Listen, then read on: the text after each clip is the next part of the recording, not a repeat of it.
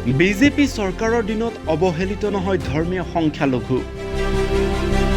এয়া মৰিগাঁও জিলাৰ আয়ুক্ত কাৰ্যালয়ৰ সমীপৰ বিথিকা ভৱনৰ সংখ্যালঘু উন্নয়ন বৰ্ডৰ 2023 আৰু 2024 বিত্তীয় বৰ্ষৰ আবণ্টিত পুঁজিৰে দুখীয়া আৰু হিতাধিকাৰীক প্ৰদান কৰে বিভিন্ন সামগ্ৰী।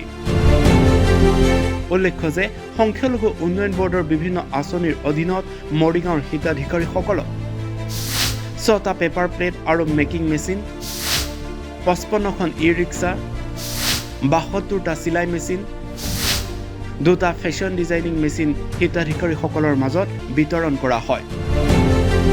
উক্ত অনুষ্ঠানটো মৰিগাঁও মহকুমাৰ সংখ্যালঘু বৰ্ডৰ অধ্যক্ষ মহৰ আলীয়ে সভাপতিত্ব কৰে। লগতে উপস্থিত থাকে অতিৰিক্ত উপায়ুক্ত তথা মহকুমা কল্যাণ বিষয়া সুলক্ষণা বৰপাত্ৰ গোহাঁই। সামগ্ৰী বিতৰণৰ পিছতে উৎফুল্লিত হিতাধিকাৰীসকলে মুখ্যমন্ত্ৰী ডক্টৰ হিমন্ত বিশ্ব শৰ্মা ভূয়সী প্ৰশংসা কৰে।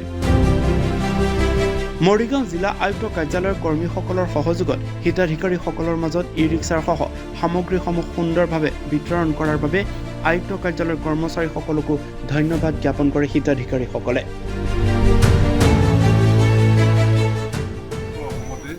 427খন ই-ৰিক্সা আমি প্ৰদান কৰিছোঁ আৰু ইতিমধ্যে আজি মৰিগাঁও জিলাত 55খন আমি ই-ৰিক্সা প্ৰদান কৰিছোঁ আৰু লগতে ইয়াত আছে পেপাৰ প্লেট মেকিং মেচিন 6টাকৈ আছে আৰু চুইং মেচিন আছে প্ৰায় 72টা আছে।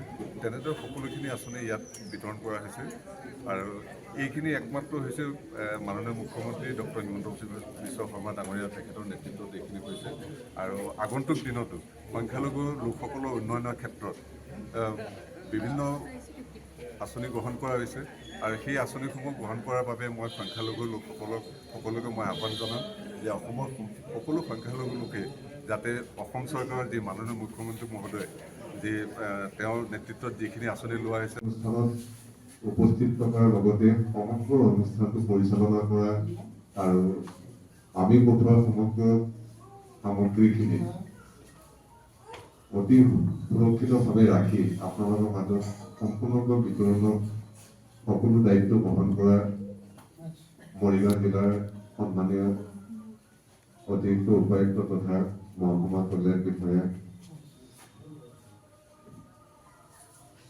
মাননীয় সুলক্ষণা। মৰিগাঁৱৰ পৰা ব্যুৰ ৰিপৰ্ট ৰিপৰ্টাৰ এনে